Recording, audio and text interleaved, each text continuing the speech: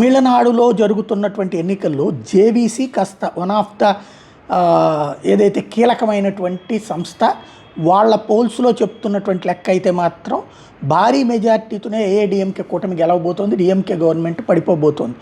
AIADMK కూటమి 131 నుంచి 150 స్థానాలు గెలుచుకుంటుందని, డిఎంకే 80 నుంచి 101 స్థానాలు గెలుచుకుంటుందని, టీవీకే విజయ్ పార్టీ 2 నుంచి 4 స్థానాలు గెలుచుకుంటుంది అన్నటువంటి అంచనా వేస్తున్నారు.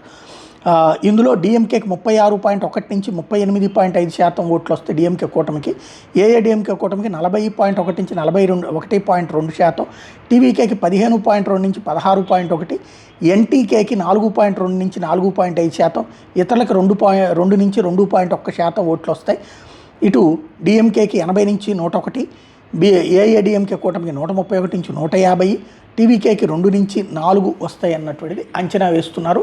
వన్ ఆఫ్ ద కీ అనమాట. అంటే ఇప్పటిదాకా నెక్ టు నెక్ తమిళనాడు అన్న దాంట్లో అట్లా కాదు, వన్ సైడెడ్ విజయం జరుగుతుంది అన్నటువంటిది వీళ్ళ సర్వే.